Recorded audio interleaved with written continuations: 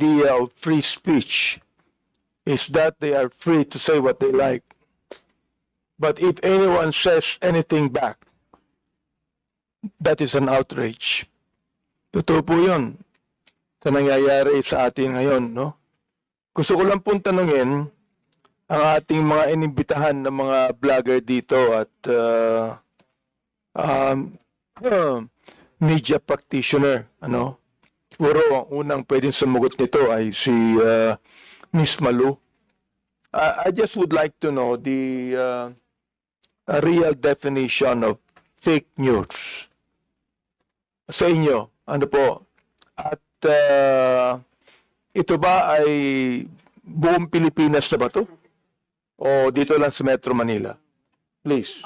Mr. Chairman, Congressman Abante, fake news can either be misinformation or disinformation. Misinformation is walang malicious intent. Nagkamali, for example, ang birthday ni Jose Rizal ay February. That's misinformation. Pero yung disinformation, pag sinabi mo na ang birthday ni Jose Rizal ay nung November 30, meron ka ng malis doon kasi alam mo birthday yun ni Andres Bonifacio. Malinformation on the other hand is manipulative propaganda. And there's such a thing as in propaganda, there is good propaganda and there is manipulative.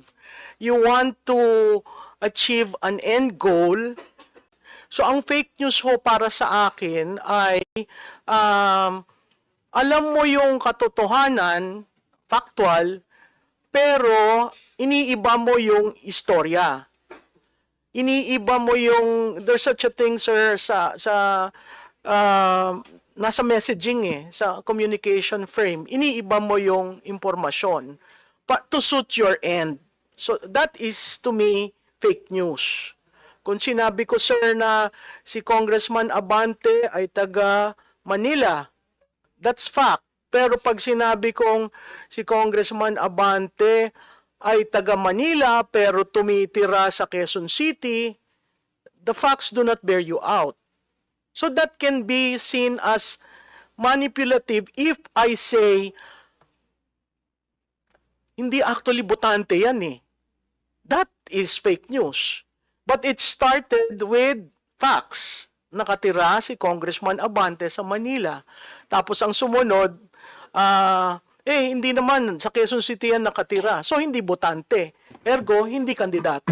Do you call that misinformation or disinformation? Sir, that is already disinformation as far as I'm concerned. The misinformation is, hindi naman dyan sa Quezon City. Wala kang facts. Diba? So how do you rebut that? By showing that you are a resident of Manila. Marami kasi, sir, nangyayari dahil dyan sa fake news, yung reputational sa online, lahat siguro ng mga politiko na aapektuhan yan. Kasi meron kayong reputation that to a certain degree is ito yung ginagamit mo for re-election. So pag nasira ka online, which means reputational, napakahirap bumangon. So, pag sunod-sunod yung sinasabi, it forms a certain conclusion in the mind of the receiver of the information. Hence, I would say, si Congressman Abante, talagang ang gulo niyan, hindi mo maintindihan kung saan. That is a conclusion arising from fake news. Is this now true all over the country or only in Metro Manila, for example? Sir, media centers. Mr. I would Chair? say in media centers because like in Manila, Cebu, Davao, at pwede ho ninyo, sir, na i-geofence ang location kung saan pumutok yung balitang yon, and you can see the relationship of the role of media centers, the high density of users, and the connectivity in the place. How does that affect, for example, a politician na tinitira sa face ng fake news? Sir, alam nyo, pag tinira kayo, ang kailangan authentic ang inyong reply. Ang problema ho sa ibang politiko, it takes time for them to react, and by that time, it becomes now the truth. Kunyari, may lumabas na issue ngayon, some politicians would say, I do not want to react kasi pag nag-react ako, lalo kong pinahahaba, pinalalaki yung fake news. Pero kung hindi ho kayo magre-react, that in itself becomes now the narrative, the controlling narrative, which is very, very hard to respond to, especially going into campaign. So even if it's fake news, the politician must react. Yes, sir. As far as I'm concerned, kasi you would want to write what is being said about you online. If you don't, it becomes a crisis for you. It becomes a reputational issue. And that is your currency when you run for public office. Sa political consulting ho, ang tawag doon, that's your brand. So if your brand is destroyed, it's going to be very, very hard for you to increase your trust. Natatandaan po ninyo ito, sir. May awareness, may tiwala. Awareness, pwede kayong universal. Ang tiwala, napakahirap i-earn. Ngayon, pag nakikita, ginawa yung issue sa inyo, sa distrito nyo, uuga ho yung tiwala. At alam naman po ninyo, ang tiwala, in a 45-day campaign period, mahirap pong ma-rebuild. It will take time for the Pero tiwala. ang paniwala ng iba, Ms. Malu, when you react, you become defensive. Kanina, nabanggit mo na you have to be offensive on this, di ba? Sir, kasi sa akin, the best defense is offense. And when you just say, when you be your authentic self, you're opening yourself, ito ako hindi totoo yan. So kung hindi nyo sasabihin hindi totoo yan, ang mga constituents nyo will always say, oh, tinan mo, nagnakaw yan. Oh, tinan mo, yumaman yan. Very hard to control. Especially during a very heated 45-day campaign period. Wala na ho kayong chance to clear that out. So bago pa mag 45-day campaign period, sinagot nyo na. And then you can reshare that.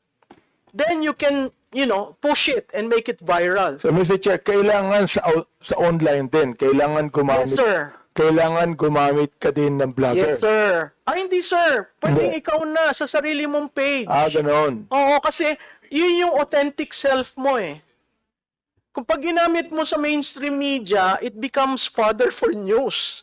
Lalaki yung issue. 'Di ba? Pero kung sa page mo lang sinagot mo yan, hindi totoo yan. Oo. Ito ang aking pag-aari, ito ang aking paniniwala. So it is not enough, for example, like sa SOCMED, fake news. Hindi naman kinukuha ng mainstream media yan. So, it's not enough na hindi ito kinukuha ng mainstream media sapagkat di naman totoo yan, di ba? Yes, sir. Kasi forever nandyan yan. May footprint nung negative reaction sa'yo.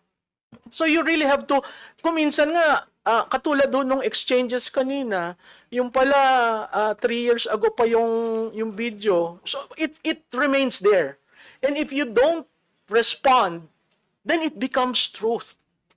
Kaya nga ho, kanina ang sabi ko, in politics, there are shades of truth. Thank you. That's quite a Thank you, revelation to us. Ang problem doon na Congressman na Abante. Yeah. Nakikita ko diyan kasi halimbawa lumabas yung content mo na gano'n. Tapos ayun na meron naman na makita tayo ng mga bots. Reaction na. Mga reaction, heart, lahat 'yon. Kung bots nga 'yon, artificial intelligence and bots. So, yung explanation mo, mababarage na naman siya ng mga messages na biniyaran nila.